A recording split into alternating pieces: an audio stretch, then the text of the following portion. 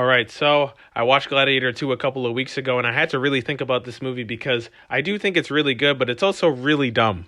First of all, Paul Mescal is good in this movie, but I'm just going to get it out of the way because everyone else has said it. He's just not Russell Crowe.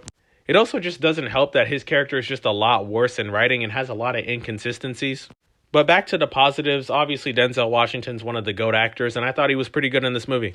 And his character at times was actually the most entertaining part of the movie, even over the Gladiator fights.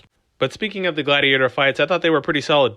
And even the ones with the CGI creatures I thought were fine as well. Pedro Pascal was also in this movie and I thought he was pretty solid, but he also had the most interesting character in this movie, who literally gets nothing to do in this movie, which is kind of baffling because the whole concept of a general not wanting to be a general, because of all the bad things that the Roman Empire has done to all these other places, and eventually steps down and becomes a gladiator, actually sounded like a very interesting concept. But it is one that barely gets addressed, so that's a huge tragedy. Also, the pacing for this movie is pretty solid. But the movie has too many stupid things going on, like literally at one point, I know it's supposed to be funny, but there's literally like a monkey that becomes an emperor. And also, just a lot of the humor in this movie just fell flat for me. Also, I thought Connie Nielsen could have been in the movie a little bit longer. You would expect someone that is a legacy character to have more to work with, but once again, a lot of the characters in this movie are interesting, but they don't get a lot to do. I did really like the score for this movie. I thought it was well composed. It wasn't going to beat Hans Zimmer. I mean, not a lot of movies are going to beat Hans Zimmer's Gladiator score, but this one I thought was pretty solid. And the movie looked pretty good, which may sound like a shocking thing, but off the trailers, the cinematography looked pretty bland. And also, my MVP for this movie is Ravi. I thought that him and Paul Mescal had great scenes together. And if they do end up making another Gladiator movie, I would love to see Ravi be in it a little bit more. But back to my Paul Mescal point, once again, the guy's a great actor. If you haven't seen After Sun, Normal People, All of Us Strangers, then you're tripping.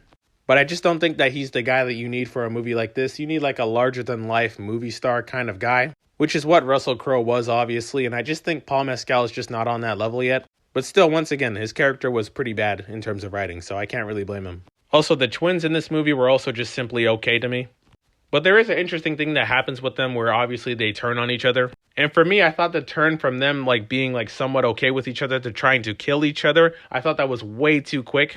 And if they had built up towards that, I thought it would have been a lot better. Also, another problem I had with this movie is the fact that Denzel Washington is like pushing 70 years old and he's fighting a guy that's like 40 years younger. And what's even more crazier, although obviously Denzel's character is a former gladiator, he almost kills, Lucius in this film.